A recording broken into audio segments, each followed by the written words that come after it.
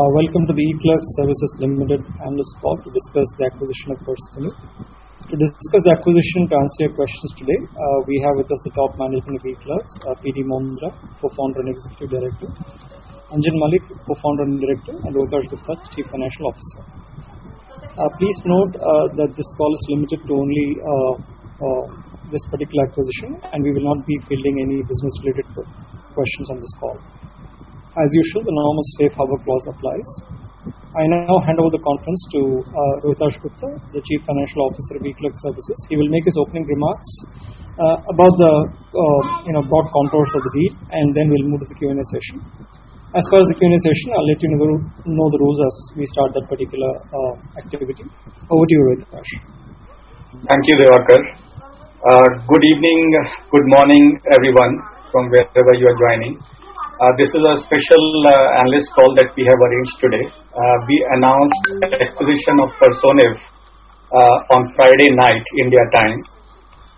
And we have signed definitive agreements on that date to acquire 100% interest in EClerx Global Holdings LLC, which is the US holding company of Personiv group of companies.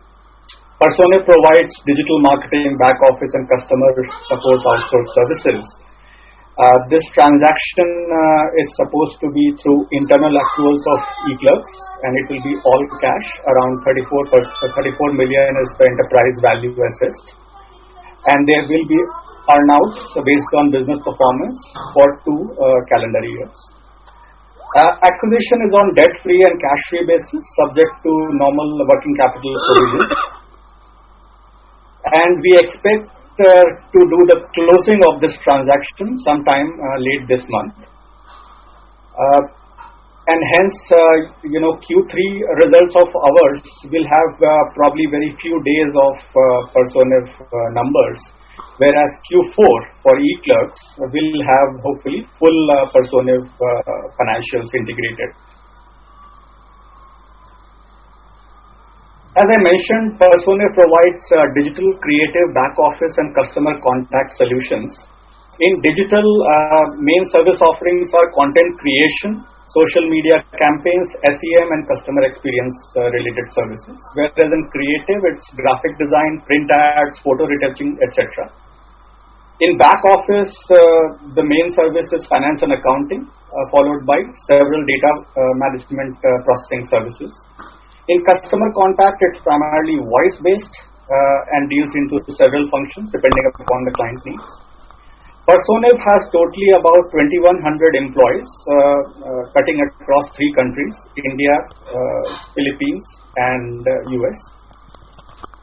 In India, Personiv has 2 delivery centers in Gurgaon and Coimbatore. In Philippines, the center is located in Manila. And the US office, housing top management and sales personnel, is based in Austin. Personiv derives about 85% of its revenue from its top 5 customers, majority of whom have been there for more than 5 years in terms of relationship with Personiv. We expect, so the CY19 revenues were about 32 million. And CY20 is expected to be around 28 million, primarily because of the COVID impact that we saw from February onwards. The EBITDA of the company has been hovering around 20%, barring the CY20 YTD September, which was impacted because of several cost rationalization initiatives, which led to higher accounting charges for the September period. In terms of strategic rationale for doing this deal, we find that Personiv's business has very attractive business demographics. So if you talk about client dimension, the clients that they have, especially in the top 5, they are very, very tenured in terms of mature relationships with Personiv, running in 5 to 10 years plus range, and several clients have been mined very deeply across several services to get to a very, very good stature in terms of revenue size. In terms of services, it matches very closely with our digital and customer operations vertical. Client geography is primarily concentrated around North America, US and Canada, and that again very closely matches with EClerx concentration. Personiv has shown winnability against very, very large competition in their key clients, including some of the captive situations. And despite that kind of landscape, they have been able to make some of their top 5 fairly large. In terms of strategy, it remains to mine existing clients and add new clients primarily in the SMB sector, focusing on the finance and accounting services. We have observed the performance during the last 8 to 9 months, and the impact due to COVID, both supply as well as demand side, was very, very similar to EClerx business impact that we felt during the COVID, and it has rebounded fairly well in the recent few months.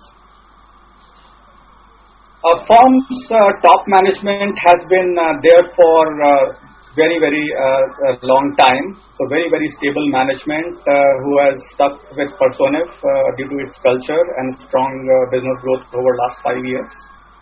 In terms of synergies, obviously the India footprint adds to our capabilities and locations and allows us to tap talent from North India as well as South India.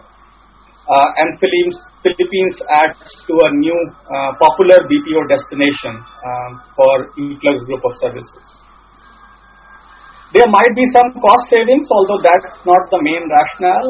There might be some cost savings, for example, in Austin, where sales team of both the organizations are there.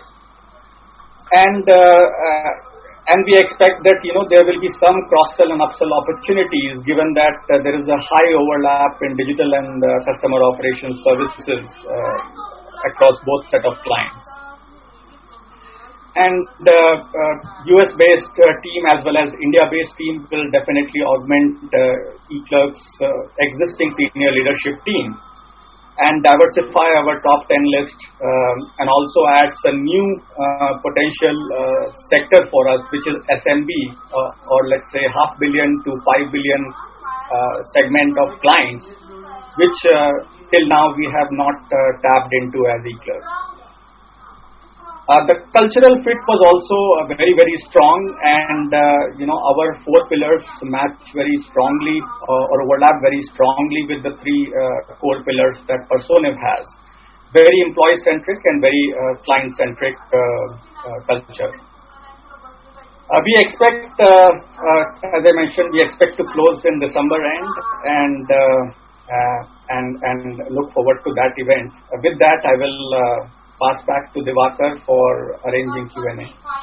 Yeah, thank you, Rohitash, for that brief summary. We'll start the Q&A session.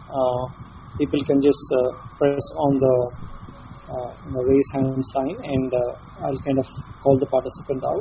Where possible, just tell your name and the institution you represent, and please restrict yourself to a maximum of 2 in the follow-on, and then you can have a follow-on coming through. First question is from the line of Sandeep Agarwal from Edelweiss. Sandeep, I've unmuted the line. Can you go ahead? Yeah, hi. Hello, Diwakar, can you hear me? Yes, I can hear you, Sandeep. Yeah, hi. So I have a question. I don't know whether PD is also there on the call. It is Rohita's only. But I wanted to basically understand 2 things. While you explained that it adds to our digital capabilities and reach, and basically it is in every possible way it is a good fit for us. So Rohita, you mentioned you have observed this company in last 8-9 months, but I wanted to understand whether it is just the whole process started 8-9 months back, or you have been engaging with them for more than that period. The reason I'm asking is that this whole 8-9 months has been a pandemic period. So in a steady state, you may not have much observation if the engagement was only 8-9 months. That was number one. Number two, while you explained that it very fairly resembles our digital and the customer offering piece of business, but they do have some, I think, back office accounting and all. So if you can give us some breakup, although you mentioned that largely it is digital, but can you give us breakup, some kind of indication of how much revenue comes from each of the areas which you mentioned? And this 20% EBITDA margin is well understood, but below that, what kind of, is there a big amortization and depreciation involved, or it flows down directly to PAT to that extent? PD? Yeah. Hi Sandeep, this is PD. I am on the call. So I think your first question was how long we've been in touch or aware of the company. And I would say that we first came across Personiv, somewhere between 2 and 3 years ago, and we've had sort of casual conversations off and on, either directly or through the bankers over that period of time. But really meaningful engagement started, fortunately, just before the pandemic hit in February, March this year, which is why Rohitash alluded to the 8-9 month period. And that's the period of time in which we've been in much closer contact and having much more visibility into how the business is performing. So that's the answer to your first question. The second question, Sandeep, if I remember, was about split of revenues, right, across the 2 or 3 main service streams. So again, I wouldn't want to get into very specific numbers at this juncture, but I will say that the very vast majority of revenues are analogous to our native book as well, and that's really what attracted us, sort of their ability also to focus on large corporate clients and build multi-year, very tenured, sticky relationships. So there is a small part, a very small minor part that is of the net new service around finance and accounting, but at least in today's book, as I said, it's a relatively small contributor. The third question, if I remember, was around the drop-off between EBITDA and PAT. And obviously more details on this will come when we consolidate their books. All I would say is post the close, there will be no debt outstanding, for Personiv. So there will really be no interest component apart from the one that's required by the latest accounting standards. But there will be no external interest payments going. There is no other large amortization. Of course, when we do the purchase price allocation, then some of the value may go to customer contracts, and we may have to amortize that as per accounting standards. So I guess it will be more accounting driven than any external payments that are going out below EBITDA. And tax rates, I guess in the US today, tax rates are what they are, and in the future, let's see what the administration does in terms of future trajectory of tax. So hopefully that answers all your questions. If I haven't, please remind me and I'll attempt to answer.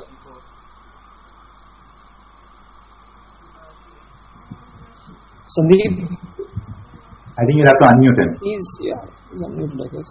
Yeah, so thanks for unmuting me. Thanks, PD, for very nice explanation of all the questions which I have. I have one follow-up, but I will come back in the queue. Thanks. Thank you, Sandeep, for that. The next question comes from the line of Manik Taneja from JM Financial. Manik, go ahead. Yeah, thank you, Devakar. Am I audible? Yeah. Yeah, Manik, go ahead. Yes. So, PD, my question was with regards to the fact that this acquired entity essentially focuses significantly on the SMB market, and in our case, we have focused more on large-scale enterprises in the past. So, how do you see the challenges from a sales standpoint, looking at a new category of customers? That's a great question, Manik. So, for clarity, if I look at the current account base for Personiv, a reasonable chunk comes from, what I would call large Fortune 1000 type clients. But the majority comes from companies that are smaller than that profile. And you're right, I think it is somewhat of a new segment for us. I think the only segment in our current business where we have exposure to non-Fortune 1000 clients is our digital business, where we do serve some smaller accounts. And I think, in that sense, we'll have to take the lead from Personiv, because they've clearly built a sales machine both for acquisition of those accounts as well as for profitably servicing those accounts. And I think that works if you have a very tight focus in terms of the services that you're providing, so that you can amortize those cost investments across multiple smaller accounts in that same area. And I think we'll want to learn from them and be guided from that, at least in that portfolio of services.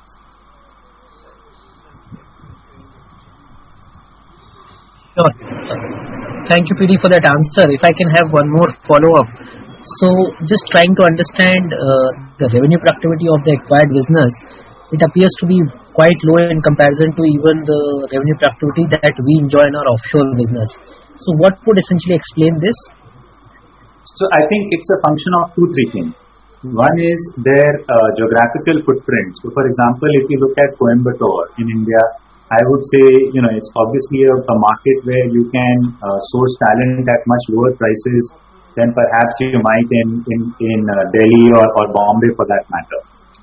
Secondly, I think it's also a function of the kind of relationship they have with clients. So, for example, with one large client, they have what I would call almost like an arm's length captive type relationship. They are the virtual captive for that client, and so they work very almost like on a cost plus type mechanism with them.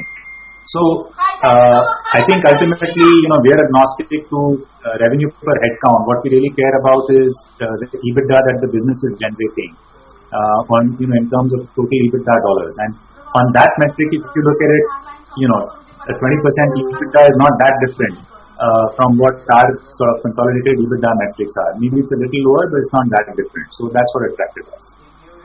Sure. Thank you and all the best for the future. Thanks, man. Before I take the follow-on question from Sandeep Agarwal, if anyone has a question to ask, please press on the raise hand button. I'll now let you come with the follow-on question, please. Sandeep, go ahead. Yeah, thanks for the opportunity again. So, PD, who has been advisor in this deal? That is part one of the question. And second, what is the lock-in for the management? How much skin in the game will they have for next 3 to 4 years after acquisition? And also wanted to know this mechanism which you mentioned of top clients, or at least top 5 clients are contributing 85%. Is there a firm kind of relationship or some kind of lock-in which will be there, or any of this client can actually leave at their will? So some idea on that front will be helpful. And one small piece to Rohitas, will it be fair to assume that it will be EPS accretive from day one? So maybe I'll go first and Rohitash can respond to the EPS question. I guess, couple of your questions were about lock-ins for clients and lock-ins for employees. So for clients, there is no lock-in, very similar to, or in fact identical to our relationship with clients. They have the right to terminate their arrangements with pre-specified notice periods, and that is the case with Personiv as well. With employees, as Rohitash mentioned, there is an earn-out mechanism in place spanning a couple of years. But that only obviously covers a much smaller proportion of the employee base, and we would expect to put in place sort of our normal incentive mechanisms that we have even on the EClerx side in terms of bonus arrangements and potentially participation in ESOP plans, etc., for appropriate members on the Personiv side of the family. So that's, I think, how we would want to manage that. Sorry, I forgot your first question, Sandeep. Can you remind me what that was? One second. Yeah, PD. So I wanted to know who has advised us on the deal, what kind of due diligence has happened. So that was the part, and second part was which was left unanswered was from Rohitas, whether it will be EPS accretive from day one. Okay. So in terms of advisors, we had a variety of advisors. There were law firms obviously involved in all the 3 major jurisdictions, the US being the main one, but also Philippines and India.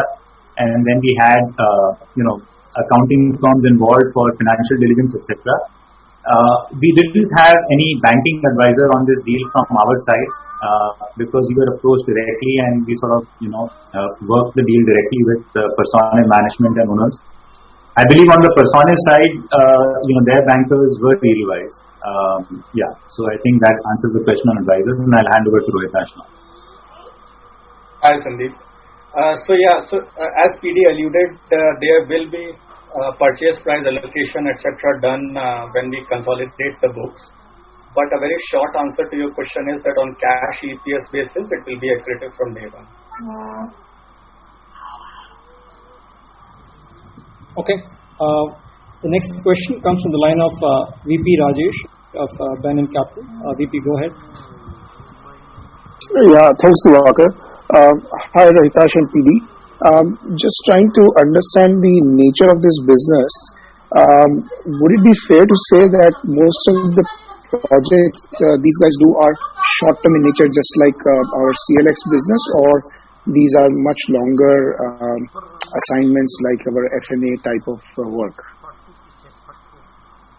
So I would say the vast majority, if not all of that book, is more of the longer term nature in terms of how the SOWs are constructed. So typically they are at least 1 year SOWs which tend to renew. Of course, under the broad framework of that SOW, the clients keep sending different small assignments, but the SOW is typically signed at least for 12 months at a stretch. Okay. And can you also comment on two other things? One is if the enterprise value is what you stated, Rohitash, then what is the equity value? And then second, if you can comment on the top management, meaning it is just 2-3 guys, or is it a bigger number? So, VP, on the first question, I would refrain from making further breakouts at this point of time. Obviously, we will disclose it post-closing. But substantial part is equity value, as you can imagine. The second question was about the top management team. And top management team there basically is made up of the top management that sits in US, which is essentially CEO, CFO, and basically the CXO layer, a couple of guys. And then each of the delivery centers are run very, very, like a separate geographical center entity, or who handle their own P&L in some sense.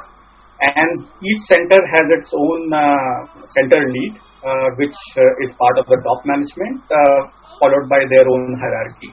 So, short answer, top management will be constituting of almost 6 to 7 people in all across geographies. The next question comes from the line of Dipesh Mehta from MK. Dipesh, go ahead. I'll unmute you. So, couple of questions. First, about you said 34 billion enterprise value plus earn-out for next calendar year.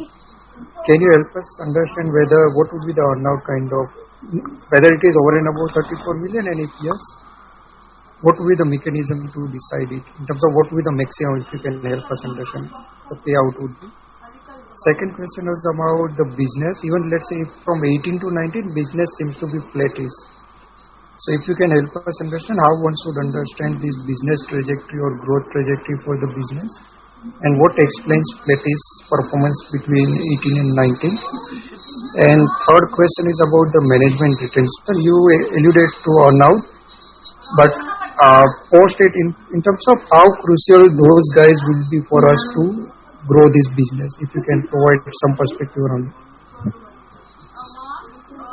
So, Dipesh, maybe I can kick off. On the earnouts, they are incremental to the 34 million, and they are essentially linked to growth of the business beyond the baseline, that exists at closing. So, depending upon growth in revenues and EBITDA, there are specific targets, and as those targets are met, that earnout will be accrued and paid. So the earnout is extra, but it's also linked with business growth beyond the numbers that are there in that PowerPoint today. Your third question was about importance of management, and I would say one of the things that attracted us to Personiv is the strength of the management team and what they've been able to accomplish. So especially in a services business, I would say continuity of management is very important, and a good chunk of the value of that franchise, can be attributed to current management. So obviously, we would want them to stay and continue to guide and grow that business.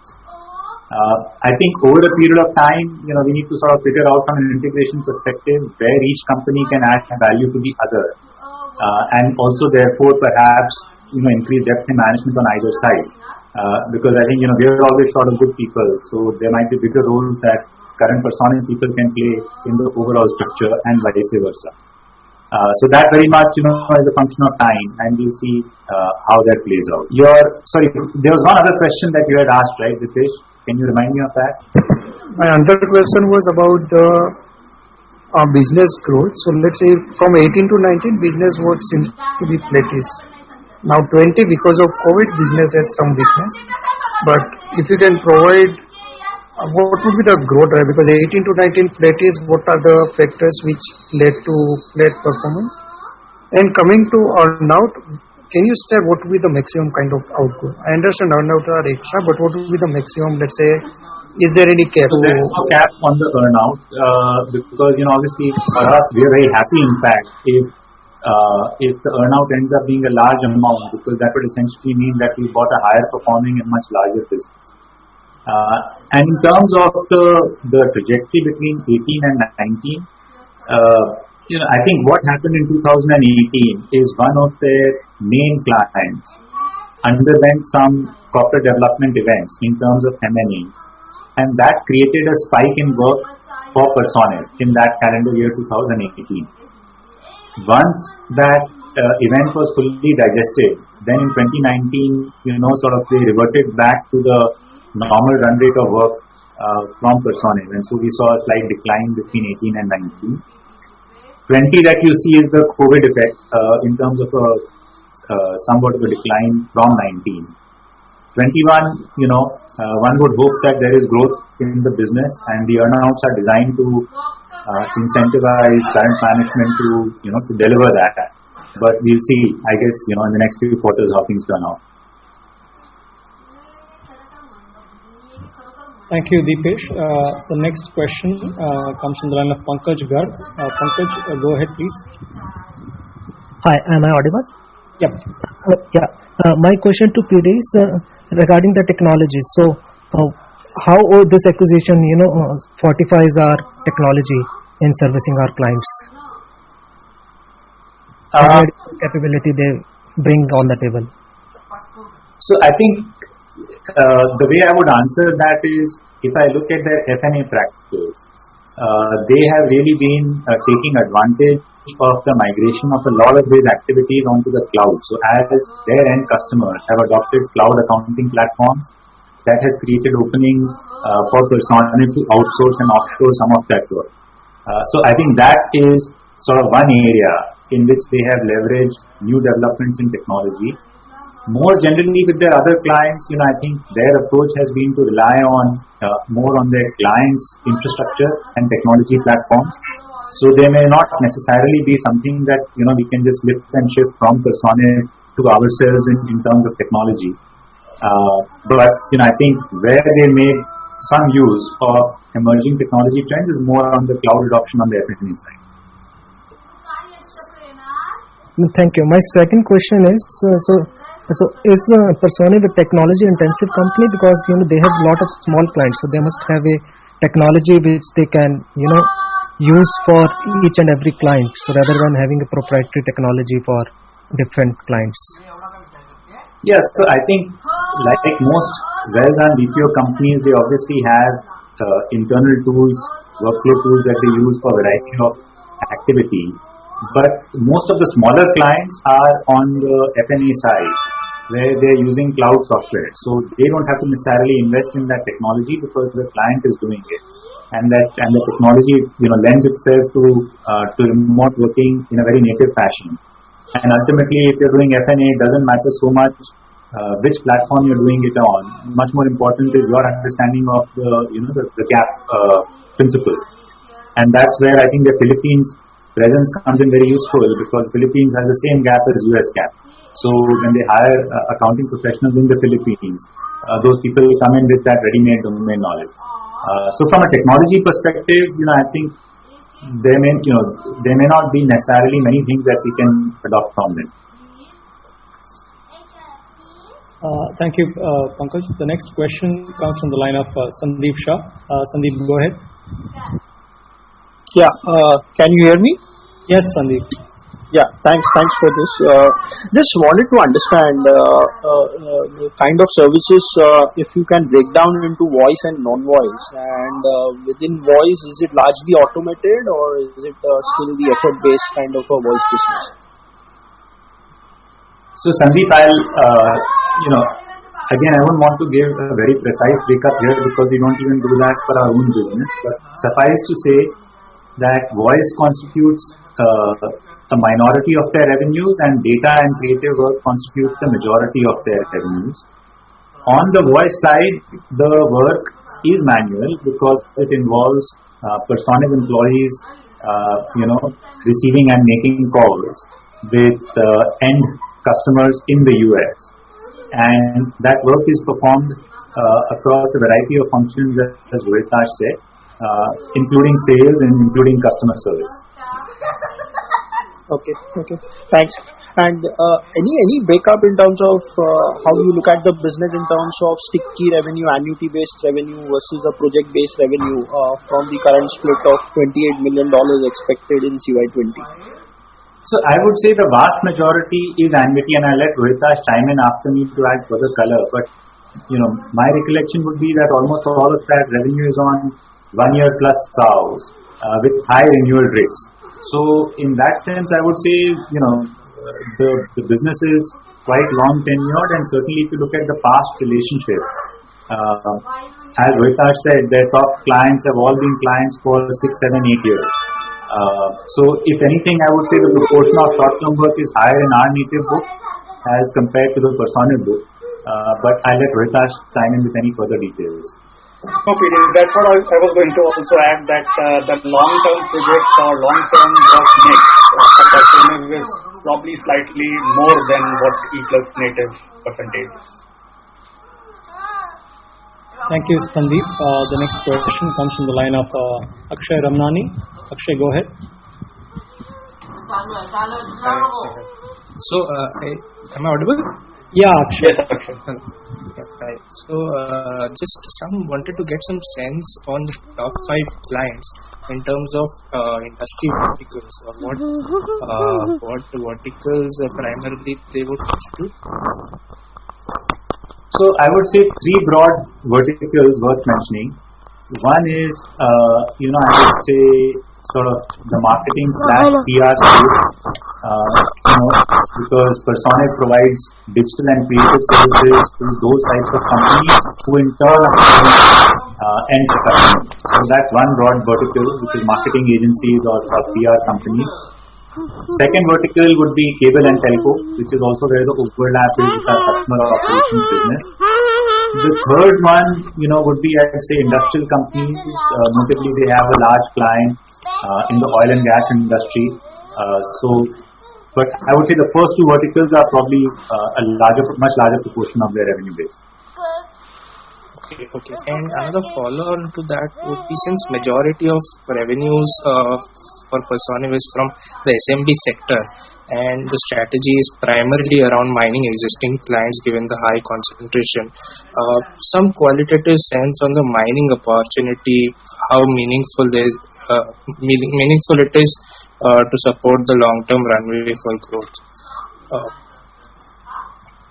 That's a really hard one to answer, Akshay, because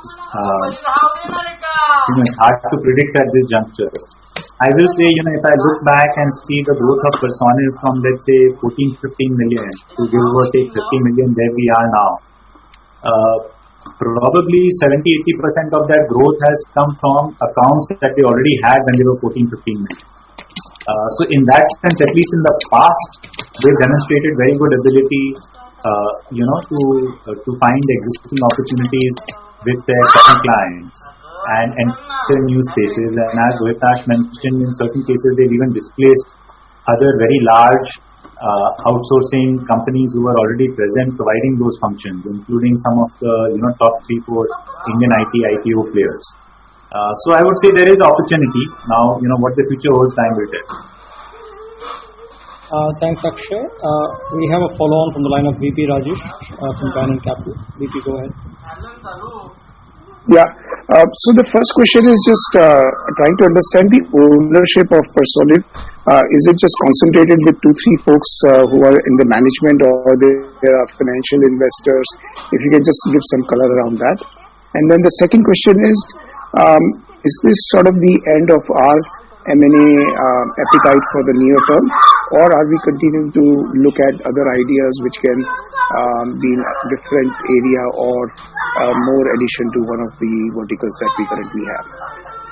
So in terms of the ownership structure, the majority ownership in Personiv was actually held by the original founder of the company, who for the last 4 or 5 years, was playing no role in active management. So he was the largest shareholder and a majority shareholder in the company. Then, of course, a substantial stake was held by senior members of their management team, including the CEO. So they are all getting a liquidity event in the form of this transaction. In terms of our appetite, I think it continues to stay intact.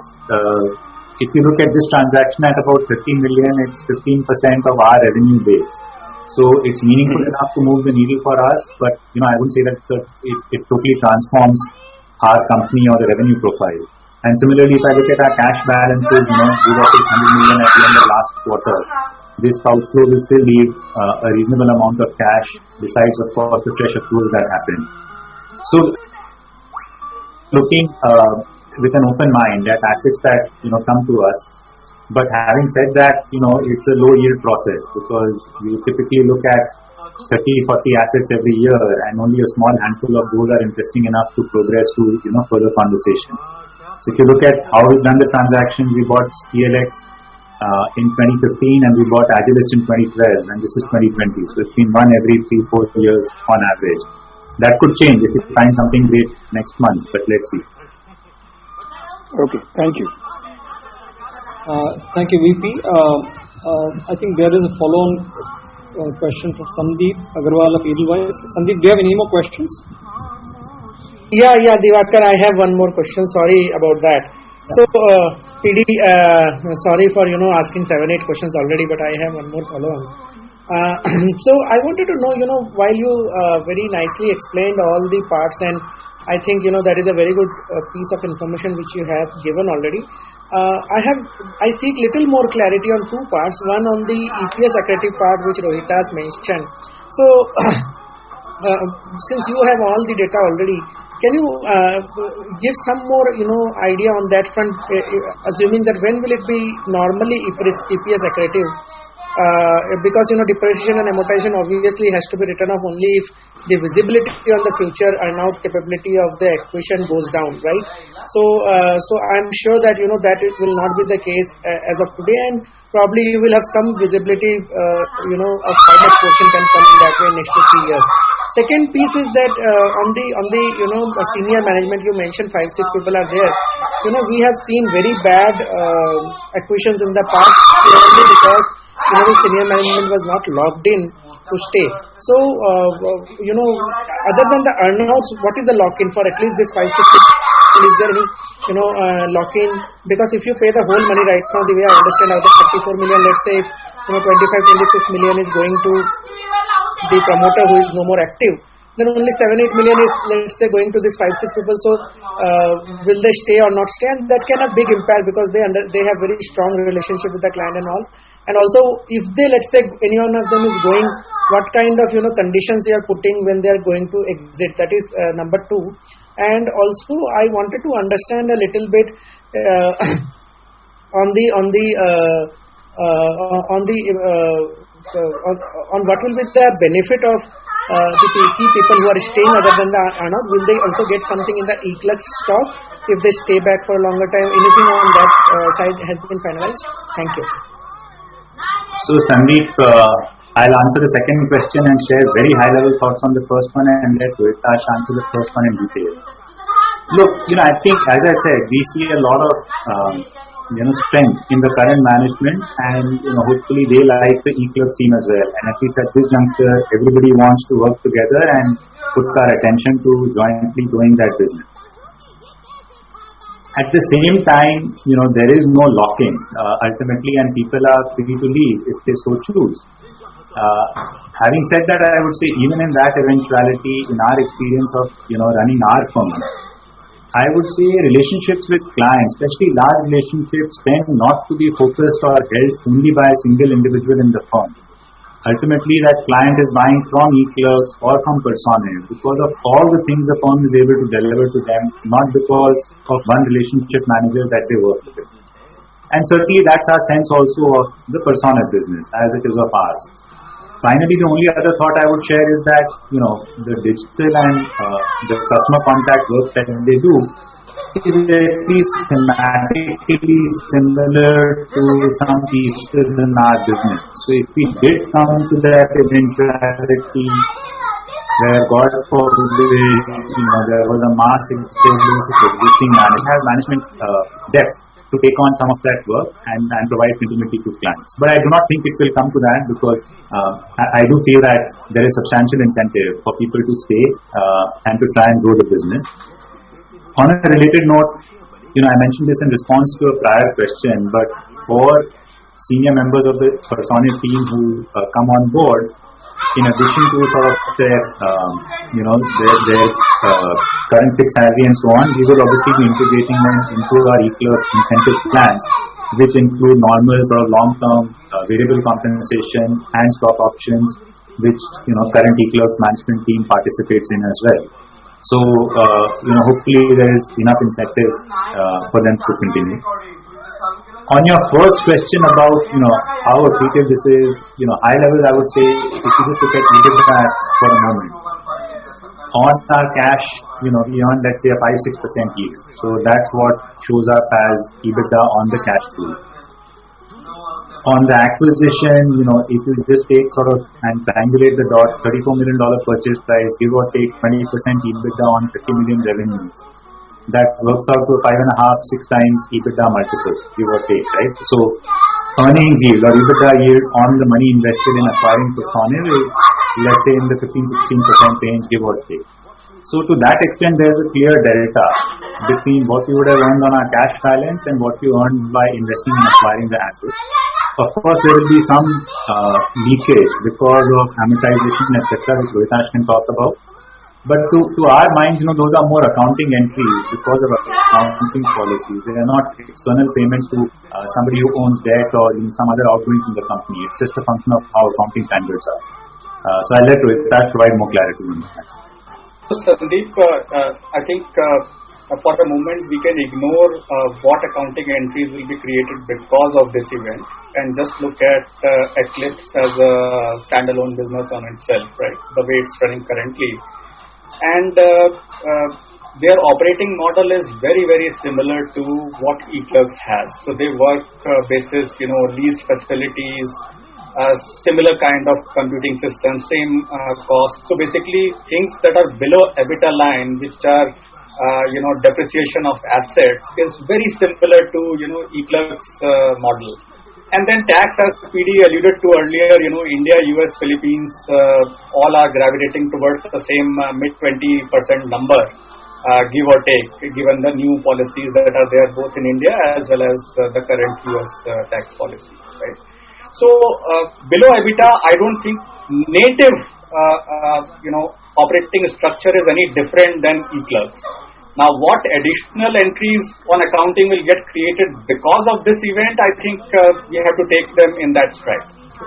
Thanks, Rohitash and PD. Thanks a lot for all the answers and best of luck. And I believe that we will be able to make a lot of money and will be able to accelerate growth on this acquisition. Thanks. Thank you, Sandeep. The next question is a follow-on from Sandeep Shah of EClerx.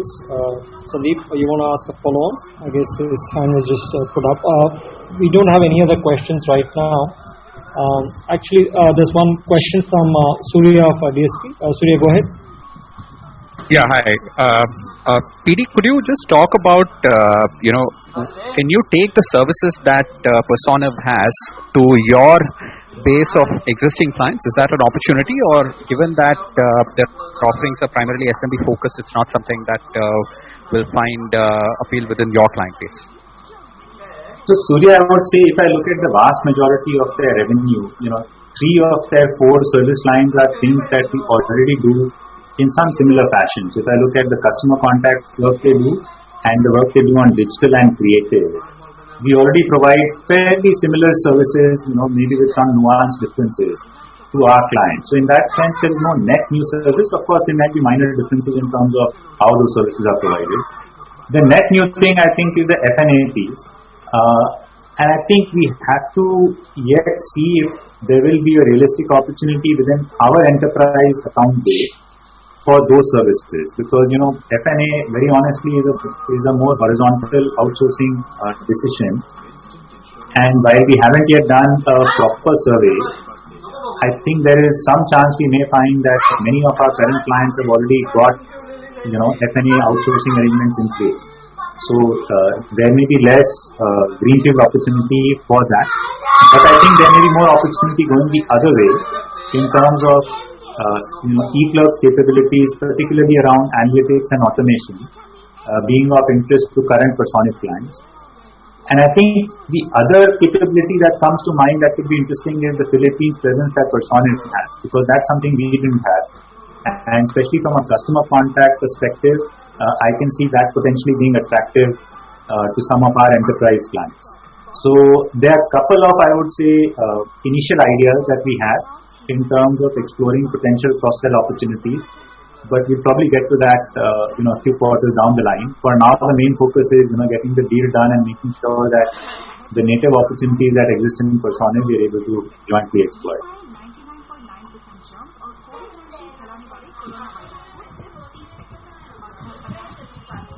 Got that. Thank you so much. Sandeep Shah, we have another follow-on. I guess not. We have another follow-on from the line of VP Rajesh. VP, go ahead. Last question from my side. If you can share any first cut cost synergies or revenue synergies that you see in the next financial year for us? So VP, no cost synergy of note. That was not the motivation of doing this. We may opportunistically have some very small opportunities. For example, as Vitash mentioned, both companies have sales offices in Austin. We may not need both offices. Maybe we keep only one of the 2 leases. I don't know, but I would say nothing that will move the needle from a financial perspective. Revenue synergies, I guess we've talked about potential cross-sell opportunities at multiple points in this call. But in the near term, I would say the focus is just on exploiting the standalone opportunity that Personiv has over the next few quarters. And over that time, I think we'll get a better understanding of each other's capabilities and we can have a more thought-through cross-sell plan. All right. Thank you so much and all the best. And thanks for organizing this call. Thank you, VP. If there's any other caller who wants to ask a question, just put up your hand, please. Sandeep, I'm just trying it for the last time. Are you there? I've unmuted you. Yeah, can you hear me? Yeah.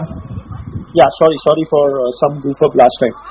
Just on the PAT level, if I look at the purchase consideration of 34 million, and if we assume for a PAT break even, the PAT margin give and take should be mid-single digit versus the EBITDA margin at 20%.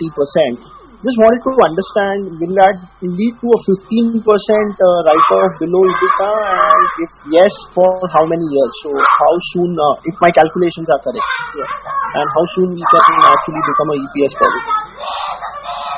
So Vitash, over to you. So Sandeep, I think we have already addressed this question a couple of times earlier. So on a standalone basis, the drop between EBITDA and PAT is not very different than what EClerx has its own native business, because it's the same asset depreciation based on these computing assets, and the tax rates are not very different for both of us. Some accounting entries will get created for amortization of certain break up parts that we will allocate